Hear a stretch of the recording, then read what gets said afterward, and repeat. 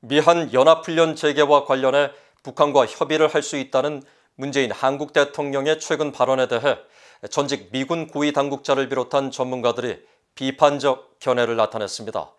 미한동맹의 핵심인 연합훈련은 협상 대상이 아니며 양국군의 준비태세에 대해 북한 당국의 의견을 구한다는 건 매우 부적절하다는 지적입니다.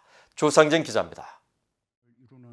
남북 군사위원회를 통해 북한과 한미 연합훈련에 대해 협의할 수 있다는 한국 문재인 대통령의 신년 기자회견 발언에 대해 북한 문제를 담당했던 미국의 전직 고위 관리들은 미국과 한국의 역대 어떤 정부도 동맹의 상징이자 핵심인 연합훈련에 대해 북한의 의견을 구하지 않았다고 지적했습니다.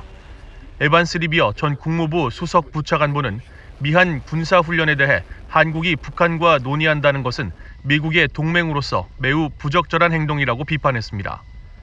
그러면서 자신이 재임할 당시 북한이 군사훈련에 문제를 제기하면 그것은 미국과 한국의 소관일 뿐 북한이 관여할 문제가 아니라는 것이 미한 양국의 공통된 견해였지만 현재 문 대통령은 이와 다른 견해를 갖고 있는 것 같다고 말했습니다.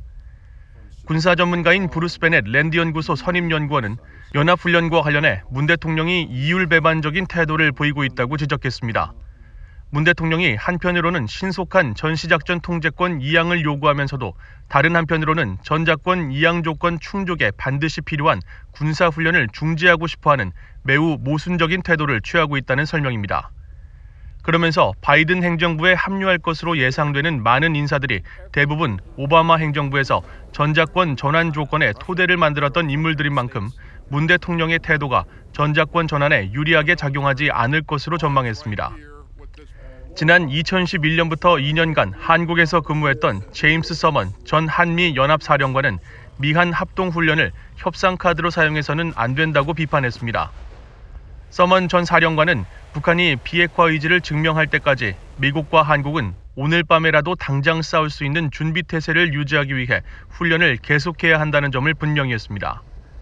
1996년부터 3년간 재임했던 존 틸러리 전 한미 연합사령관도 훈련은 군사 준비태세의 토대이자 억제력 그 자체라면서 문재인 정부 들어 축소된 연합훈련 조치들에 대해 깊이 우려했습니다. 그러면서 한국민과 한반도의 안보야말로 가장 중요한 임무라는 것을 결코 잊어서는 안 된다고 지적했습니다. 전문가들은 주요 미한 연합 군사훈련들이 줄줄이 유예되고 축소됐지만 북한은 어떠한 변화도 보이지 않았으며 오히려 김 위원장은 최근 8차 당대회에서 모든 부분의 군사력을 더욱 증강하겠다는 계획을 제시했다고 지적했습니다. 따라서 축소 연기됐던 연합훈련을 모두 복원함으로써 약화된 전력과 준비 태세를 북한의 증강된 군사력에 맞춰 재강화할 필요가 있다고 강조했습니다. BOA 뉴스 조상진입니다.